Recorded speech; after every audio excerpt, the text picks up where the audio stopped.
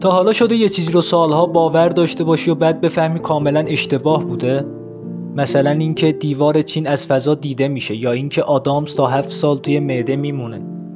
امروز قراره با هم 10 تا از رایج‌ترین باورهایی رو بررسی کنیم که خیلی‌ها فکر میکنن درسته، ولی علم چیز دیگه ای میگه. اگه آماده ای مغزت منفجر بشه بزن بریم. این 10 مورد کاربردی رو میخوام توی ویدیوی خیلی کوتاه واسهتون توضیح بدم تا هم شما خسته نشین، همین که قشنگتر متوجه بشین. مورد اول، ما فقط از 10% مغزمون استفاده میکنیم. خیلی ها فکر میکنن فقط یه بخش کوچیک از مغز فعال میشه، ولی اسکن‌های مغزی نشون دادن که تقریبا همه بخش‌های مغز در طول روز فعالن، حتی وقتی خوابیم. مورد دوم، دیوار چین از فضا دیده میشه. واقعا؟ نه با چشم غیر مسلح. دیوار چین باریکه و با محیط ترکیب میشه. فضانوردا خودشون گفتن نمیتونن ببیننش. مورد سوم، شتر توی کوهانش آب ذخیره میکنه. کوهان شتر پر از چربیه، نه آب. بدن شتر آب رو در بافت‌ها نگه میداره، نه توی کوه‌ها. مورد چهارم، شکستن انگشت باعث آرتروز میشه.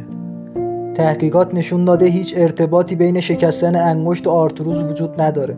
صدایی که میشنویم از ترکیدن حباب‌های گازی توی مفصل هاست.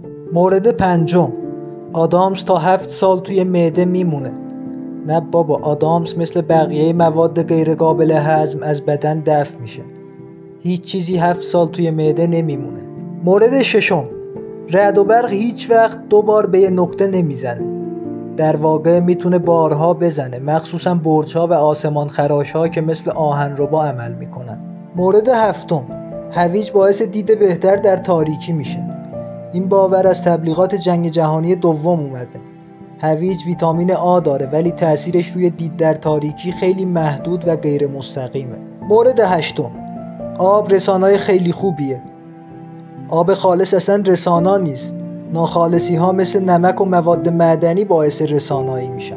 مورد نهم، الکل بهترین ماده برای ضد عفونی زخم هاست. الکل میتونه سلول های سالم رو هم از بین ببره و روند ترمیم رو کند کنه.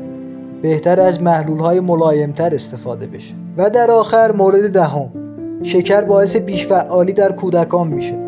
تحقیقات علمی هیچ ارتباط مستقیمی بین مصرف شکر و بیش‌فعالی نشون ندادن. بیشترش به باور والدین و شرایط محیطی برمیگرده.